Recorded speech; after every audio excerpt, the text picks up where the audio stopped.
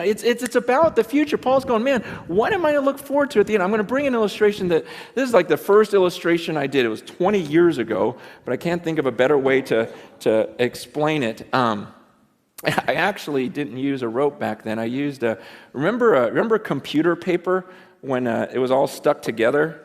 And it had the holes on the side that you had to peel off. Remember that? I remember getting a roll, and some of you guys have no idea what I'm talking about, which is crazy to me. But because that was the best, and it never worked right because of the rolling things. But I remember being a youth pastor, and I put that computer paper all the way around the room, and but I'm going to use a rope now because I can't find that computer paper. Imagine this rope. Okay, pretend this rope just goes on forever. Okay? Just imagination. Pretend it goes around the world a few times. It doesn't. It ends at the rock. But let's just imagine this thing goes on forever. Now imagine that this rope is a timeline of your existence. You just exist forever.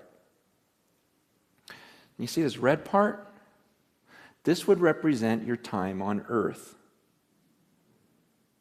You've got a few short years here on earth, and then you've got all of eternity somewhere else. This is your existence. And what blows me away is some of you, all you think about is this red part. It's all you think about. You're consumed with this. You go, oh man, I can't wait till here. I'm going to work hard. I'm going to save so I can really enjoy this part right here. And you're consumed with that, and you're thinking, oh man, am I going to get to travel? Am I going to eat well? Am I going to do this during this part? And I'm like, are you kidding me? What about this? What about this? What about all this stuff? It's crazy to me because the Bible teaches that what I do during this little red part determines how I'm going to exist for millions and millions and millions of years forever.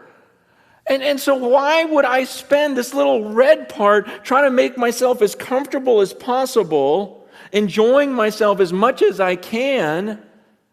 Paul says, look, I'm going to live my life for this mission. I'm going to spend my life, invest my life for this moment when I cross that finish line. See, I'm going to forget about all this stuff I could enjoy, and I'm not going to look around. I'm going to be like a runner, just looking at that moment when I face God, because when I face Him, then I don't get this chance over again. We get one chance at this life on earth, and it can end at any second for any of us. We've got one chance at this, and then comes eternity. And I'm not going to be fooled. I'm not going to spend my life down here. See, people look at some of my decisions and go, oh, you're so stupid because that's going to really affect this. I go, no, you're stupid because it's going to affect all of this. Man, I'm serious. I look at the way people live and I go, wow, that is so crazy. You are so crazy. You're going to do that right now, just to enjoy right now, not even knowing if you have tomorrow, and you think that's smart and that I'm dumb. It doesn't make any sense. Paul goes, I'm not going to look around at all this stuff. And it's tempting. It's tempting to all of us. That's what I'm saying. Down here, it's crazy because everyone lives that way.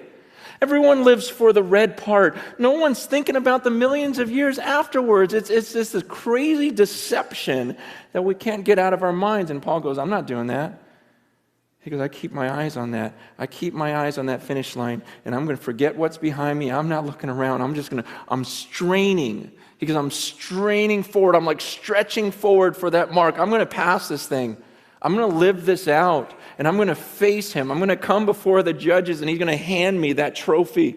He goes, I'm going to get it. And I haven't gotten there yet. He goes, but you better believe I'm using every muscle, exerting every bit about me, because I'm going to pass that line well.